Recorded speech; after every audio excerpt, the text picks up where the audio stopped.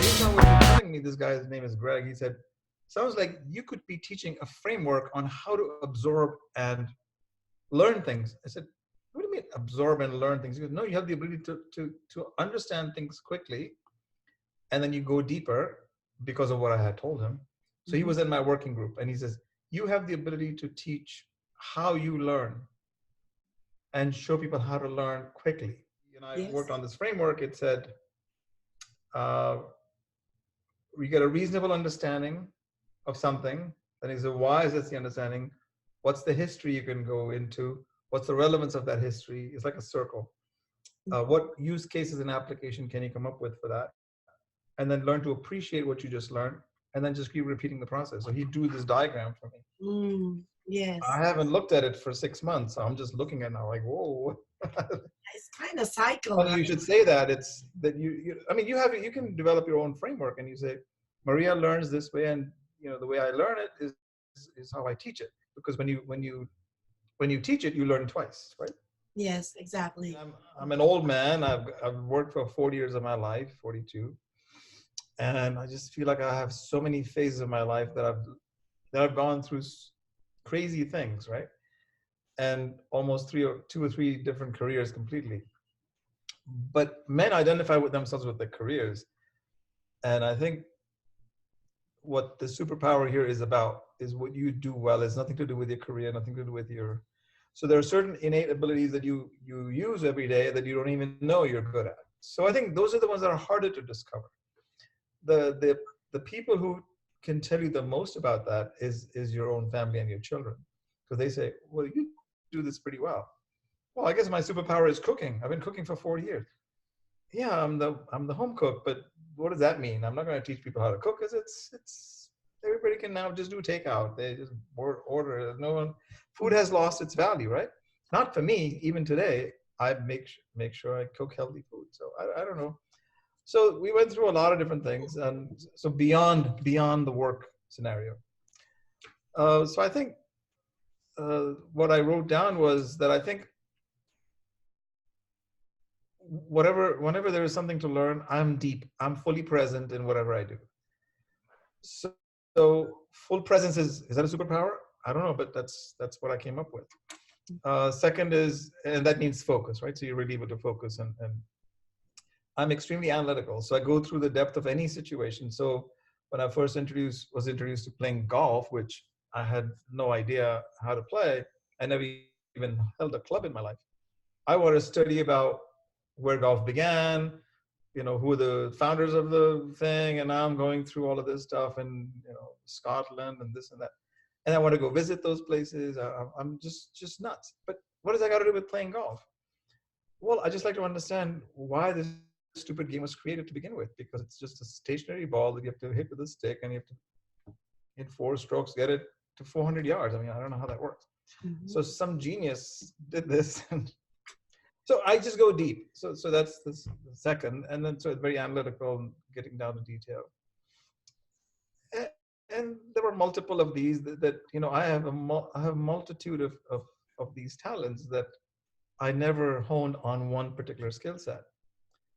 But my children would say that, no, you're multi-talented, and you have multiple skill sets, and you're very deep in that. It's you teach people about life, you teach people about finance, you teach clients about how they should run their businesses, technology businesses. That's a lot of experience, right? So if I go back to my career, then I go, oh, I actually went deep into everything I did. I discovered frauds when I was an auditor. Every single place I went, I found problems, because I had a nose for things, and I went into very deep detail that nobody else generally would go into. So anyway, that's kind of where I went. Yes. So I'm curious about life. I always wonder what goes on in people's heads. I wonder what people think when they do certain things, and I wonder why. All the time. I'm wondering why.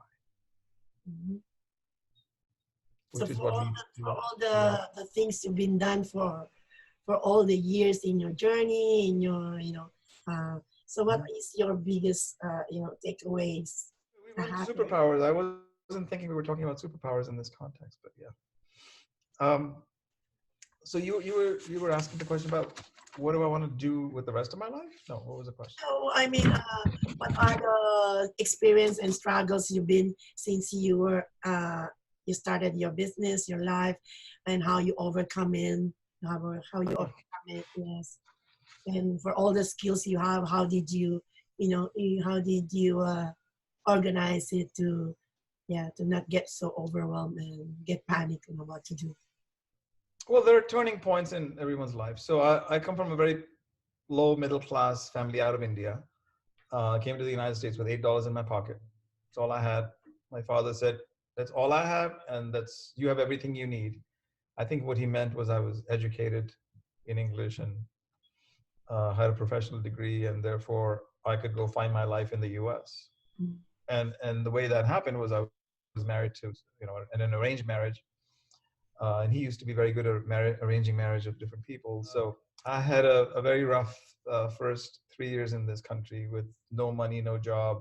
She was working, but she was a physician and had a stipend as a resident those days.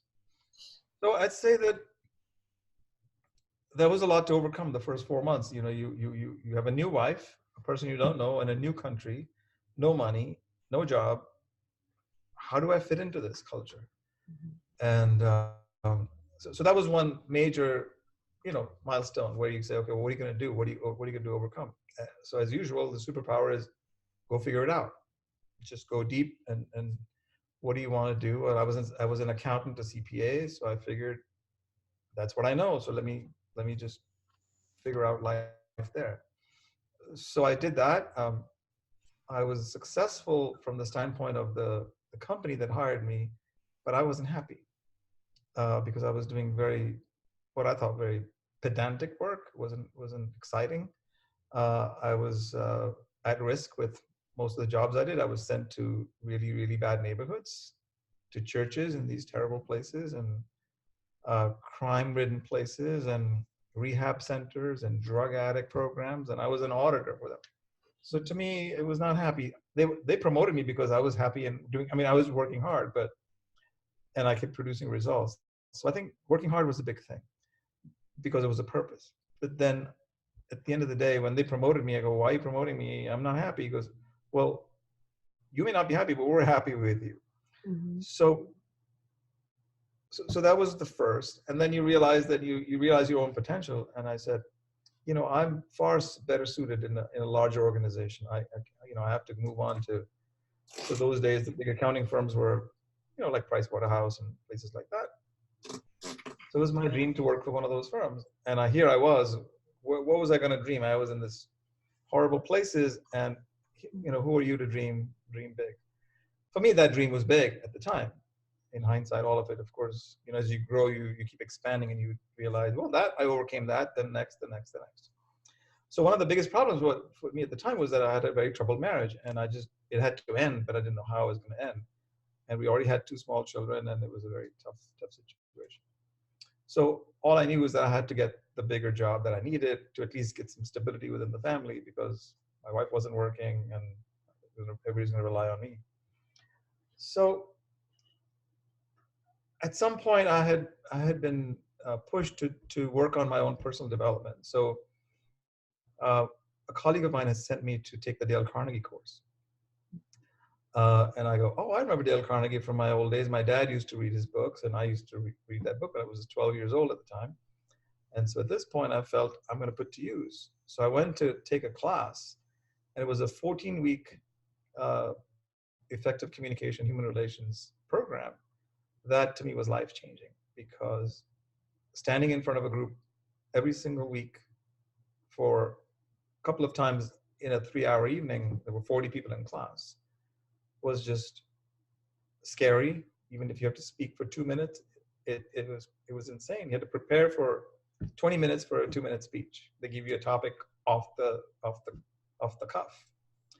So that got me comfortable, a little bit. I took the next step because I said, well, I'm going to face fear with fear. As you know, public speaking is the second most dreaded thing in the world, next to death, right? Yes. And so for me, that was, I wasn't going to be a public speaker, at least I didn't know that, but I felt that it was going to raise my confidence with my family, my wife, and I would be able to take decisions as if public speaking is going to give me confidence to make decisions about my life. I mean, I was so crazy in my head. So I ended up teaching that course for 14 weeks and a few months later. And so that gave me even more insight because I had assigned students that I could mentor, coach through the week. And every week we met for three hours. And next thing I know, I was feeling pretty good. And I had a new level of confidence to find this big job that I was referring to. So I quit all the jobs and I sat down on a typewriter because those days we only had typewriters. And I sent out several resumes to all these big firms, and I kept getting rejections every few days. And I was sad, disappointed, lacking in confidence again. The home situation wasn't great. So one fine day, it occurred to me that, you know what, I'm not going to give up. And then some people talked about networking. I don't know what that meant at the time. And so I happened to talk to a neighbor at a party. And this guy was not well known to me, but he had a liking for me. And he said, what are you looking for? I said, I'm looking for, such and such role in a large accounting firm. And you work for a big firm. He would work for a big corporate. And the auditors were Price Waterhouse. I go, oh, can you connect me to somebody there? He says, well, my best friend is a partner. So the confidence to do the networking, do what it took. That was a big getting out of comfort zone for me. It was really, really hard. But I did it. And those days there were no, cell phones and Google. You just had to pick up the phone and call somebody. So I did. I left a message for the man, and it took him 1 month to call me back. By which time my spirits were already down. I was going to just take an old job somewhere, resigned to the fact that, oh, this is my fate. Well, when, as they say, when you have the strength deep down and you haven't, figured out yet, but you have the patience to not quit. Yes. I was about to quit, take the job, the bad job, go back to the old firm, the drug addict firm. I mean, the drug program firm. And then the phone rang, and it was this guy calling me. I'm so sorry, I haven't called you for so many weeks. I was out of town and blah, blah, blah. And he just said, go interview with personnel. And all I knew at the time was my confidence to meet somebody in person and get a job was very high. My closure rate was very high. So I knew that I had to go just get that job. And so I did. So you overcome, by digging deep, knowing full well that it's hard, you're out of the comfort zone, but something inside you is going to strike at the right moment. So 3 feet away from gold, don't quit, because you're just 3 feet from the gold. So I don't quit that easily. Sorry, I'm in a monologue here. I'm just babbling away. It's okay. It's okay. Yeah. That's true. That's true. Do not quit as easy. It's like when you're playing baseball, right? You're trying to hit the ball as long as you can until you get strike on it and hit a home run. It takes a lot of trial and hit and of course. Go around and then hit again, go around and again until you get the time that you hit the home run, and that's it, right? That's the you can win. Right, so it's persistence and staying consistent, and I mean it's easy to. It's of course if the things don't work, you got to change course too. But of course, as Einstein said, you're crazy, insane to keep doing the same thing expecting a different result. But you have to keep trying different things with the result in mind and the goal in mind. So I think it's very nothing you don't know, but that's living it is another story. So I feel like so that was that. But then around that time, I also had my first near-death experience where I happened to be in my old neighborhood, and it was an errand I was running. It was midnight, and 5 guys attacked me from the back, and then of course they were trying to steal whatever I had, but it was also they didn't speak English, and it was pretty horrible. So they left me bleeding on the street. So that was an encounter for me. It was earth shaking, life changing, because I already had one little child at home, and here I was nearly being so anyway, I actually walked home, believe it or not, and to the shock of everybody at home. And I was like bleeding and like, what's going on? So yeah, that was pretty bad. They could have easily, you know, killed me, and that was that. Um, so what does that teach me? It teach me, of course, not to be in the wrong place at the wrong time, but that's not going to stop you waking up tomorrow morning and going about your business, even if you're bandaged and you have to go to a business trip. I was actually going to Chicago on a business trip, and I did not let that deter me from, having all this stuff around my head and face, and I didn't have a license. And I said, well, there must be another way to get a license on a weekend, and I did. And there's an emergency place to get a license, and I learned new things about, I can get a license on a Sunday in New York. Wow. So you can do that. And because all I needed was a license to rent a car in Chicago for work. Mm-hmm. Um, so I never shook back. So I think I'm always called on for calm in a storm. If there's a crisis, I usually get called on because I don't get flustered easily, even in those situations. Yes. I the leaving aside other things. I mean, I nearly drowned. Well, I was drowned, and I was rescued in Martinique, in an island once. And the same afternoon, after being rescued, I went back on the boat, attempted the swim again, just because I didn't want to be the guy that, gets laughed at, but also I didn't want to feel like I will always be fearful of water. So I went out, and then of course I didn't go as far as I would have otherwise gone, because I already had the experience in the morning, and I was rescued, pumped out of water and everything. So water and I always have had a little history. And then of course 10 years after that episode, we all got swept away in the tsunami, my children and me and my family and my wife. It was a horrible experience in 2004. And we were rescued, and everybody was found in different places, and scattered within a quarter of a mile or a mile. And we didn't know where our kids were. One of them was with me, but I lost him, from the very beginning. So the guilt, the PTSD that happens afterwards, trauma that happens, I can't even explain to you. On a 2-year-old, a 6-year-old, and the parents who, apart from the fact that no one died, you still trying to figure out, dealing with your own injuries and your own psychological issues, how you deal with the children's. So to me, that was another big, huge turning point in my life, where that really was a moment of big change in life. So say, okay, I decided from that point that I'm not going to do anything that I don't want to do in life, because I had the job. I had a great job. I was on Wall Street, very senior guy at the time when the tsunami happened. And but knowing how fickle life could be, it can change on a dime. We had a different plan in the morning, and then literally on a dime, everything changes.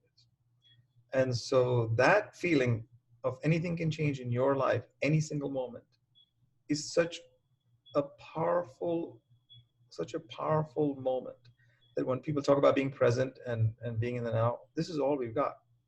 I don't know if I'm going to wake up in the morning. I'm here right now with you, and I'm present, so I don't know anything else.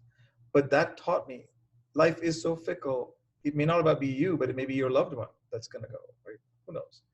So the fact that we all came back, apart from small minor injuries and no major damage, no brain damage, is a miracle.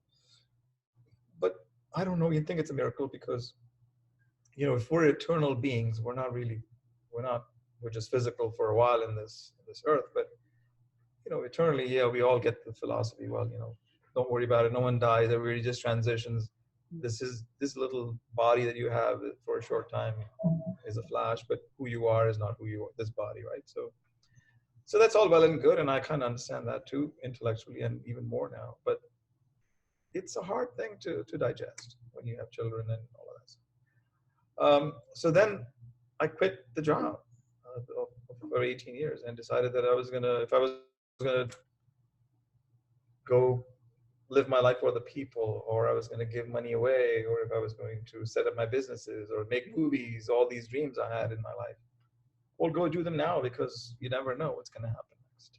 Yes. So which is really what was the big driver for me to actually resign from the job, and everybody was like, "You're stupid. What are you doing? Are you leaving this big job?" And I left a lot of money on the table, but it wasn't important. Mm. Of course, I did some silly things as a result. I gave a lot of money away. You don't do that in a trauma situation. When you come out of a trauma, think before you do anything, but you don't have any ability to think because you're so traumatized. Everything is shot.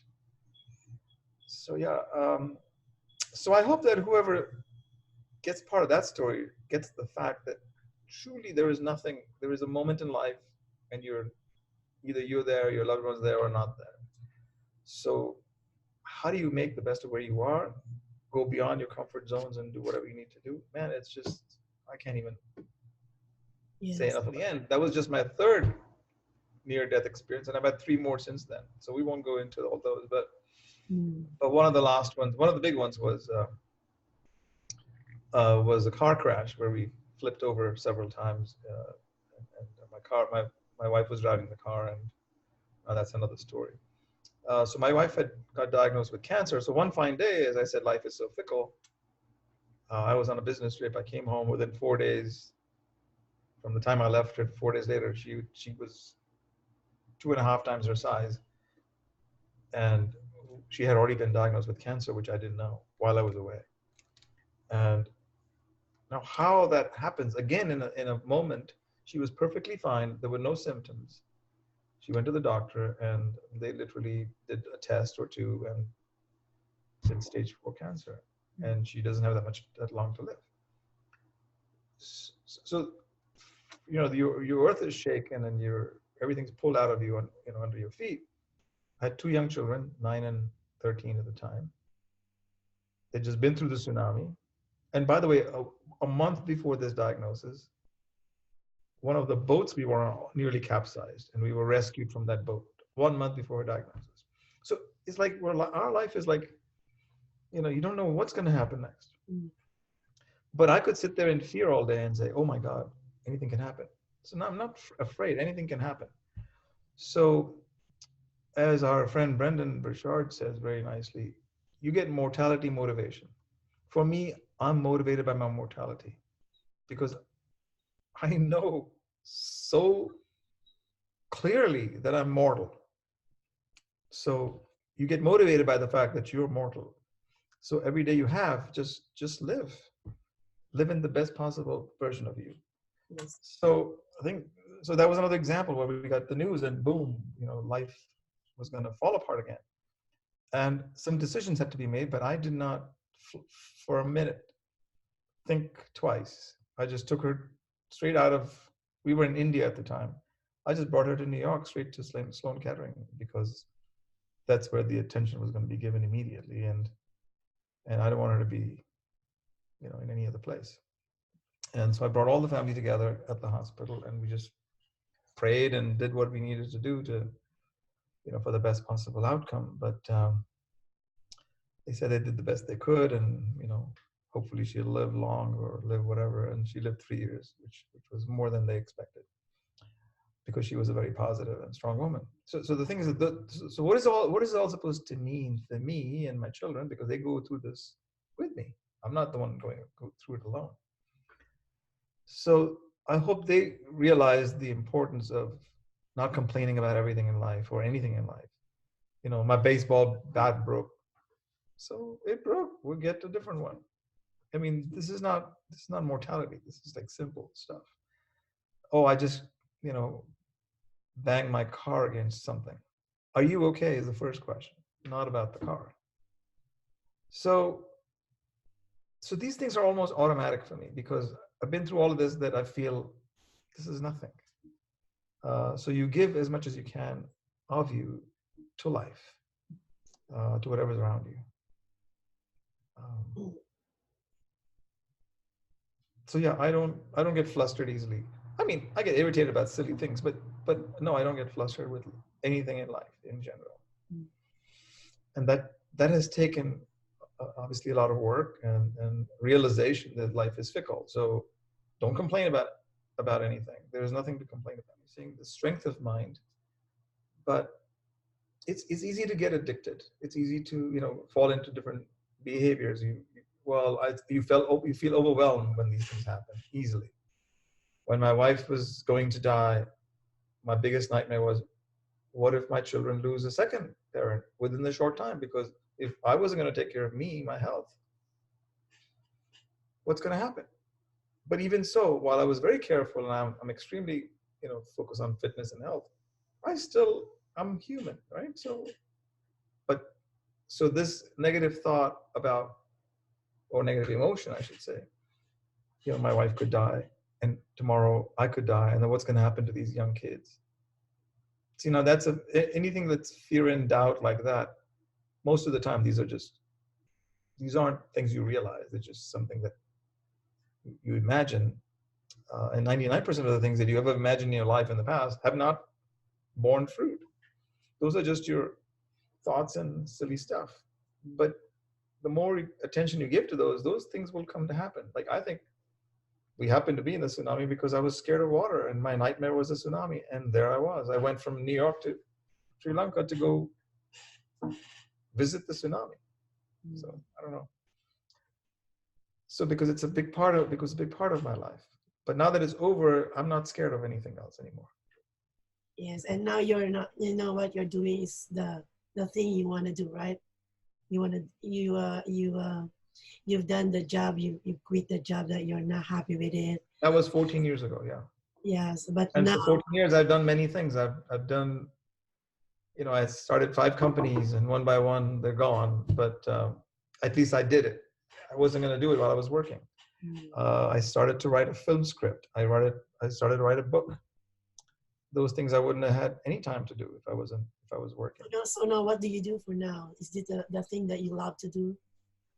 I still do some of the work from these 14 years of doing the startups. I have a couple of startups that I advise myself, but that's not where my heart is. So my heart is now in helping other people not freak out about life. Death is guaranteed, for sure. Yes. So why freak out all day? We freak out all day. You live in New York, it's like, that one did this and that person did this, and like, what? That's important to you? So, no, I can't teach everybody, obviously, but it's people who've been through trauma, people who've been through what they think is an unfair share of life. Why did this happen to me? Well, I don't question why it happened to me. It happened to me because I'm supposed to learn from it. I don't know. I can't worry about why me, why my children, why my wife. There's no. Sometimes you had an accident. Well, why me? It was an accident. That's why it's an accident. I don't know. Yes. You were careful. You did what you could, and the guy banged your car from back. So the thing is, complaining doesn't help. So my focus, the right audience here is people who feel overwhelmed because of things that happen to them. I'm not saying, oh well, find me the complainers and I'll assemble them and I'm going to teach them. No, that can be with everybody.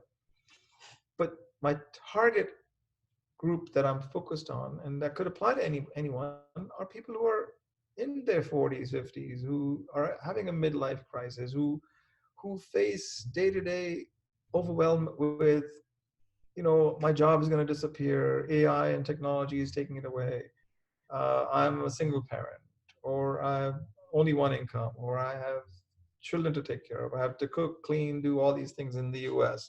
We have to do everything ourselves. How am I going to do this? And how am I going to do the new things? How am I going to grow? How can I read books? And then you eat potato chips and you watch TV. Well, that's not going to help you.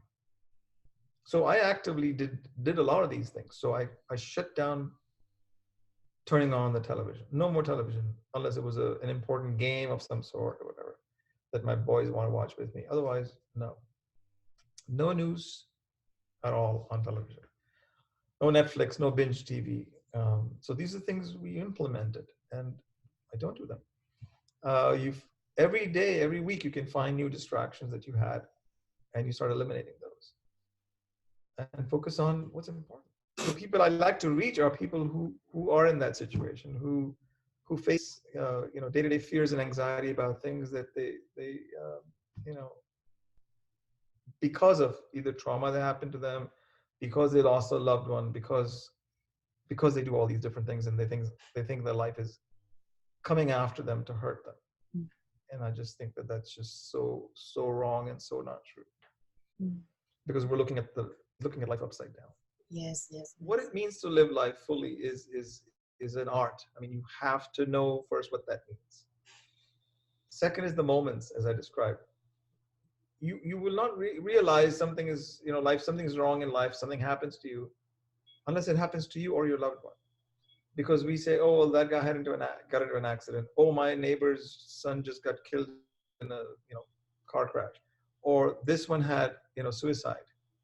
Or as long as it doesn't happen to me, oh my God, that one has cancer. I mean, cancer is becoming extremely common now. But oh, I'm in remission, I'm cancer free. Well, there is no such thing as cancer free, by the way. But fine, if that's the word people use to make people feel better. The point is that unless it happens to you or your family, you don't really know what it is. And then when it happens to you, like we have people go to the doctor, have this pain, that pain. Oh, it's a heart. Oh my God. Now you have to have a bypass, or you have a stent put in. Well, but I'm so healthy. No, you're not. You are not healthy because you haven't been doing the things. Now you have this. Suddenly you think you're a healthy guy and you're fit. No, I think care for your body happens from an early childhood, or at least when you realize you got to do it. You can't undo everything that you did before. I mean, somebody smokes for 30 years and they quit. Well, it's better to quit than saying, okay, well, already it's too late. I can keep smoking. And then, oh, I have lung cancer. How did that happen to me? This guy was 96 years old. He used to smoke and he never got lung cancer. It doesn't matter. Yes. You just do what you can, is what I say. So yes, for me, the health realization was when my wife got diagnosed with cancer, I freaked out about health. Okay, I don't mean by freak out. I mean, like, okay, now this is happening. I got to deal with the problem with cancer. But my children, me, I'm the cook in the house. And what am I doing that's a healthy habit? So I made a decision. So that's the other thing I would say to somebody. Decision making is liberating. So be clear about the decision you make and just go do it. It doesn't take that long. It's a decision's a second. But whatever it was for me, a switch went off. I go, health is everything. They all talk about health is everything. My grandmother used to say health is everything. What does that mean? It is this. Now your wife's going to die and you're stuck with, this situation. And what are you going to do? And I'm not feeling healthy. Well, the first thing is, what do I need to do? So I got into an exercise program, regime, what to eat, how to eat, et cetera, et cetera. Got into all the things I need to learn about good nutrition and just stuck to it. And my transformation of my health was amazing at my age. I mean, I had a six-pack at the age of 57. Crazy. So health is critical. But that's just one thing. But it is a key to many things, because your body is the only thing you have on this earth. So the other thing is, you are mostly non-physical. So tapping into the fact that you're non-physical and you're here for a mortal 70, 80, 90, 100 years, these moments is all you've got. So what can you leave for your legacy is the key. And this is what not that I have anything major to show for it, but it's certainly not money. But I have great children, I have an amazing family, and I hope I have something to do with who they are and what they are, because I live this lesson every day with them. Yes. All right. Thank you. Thank you so much.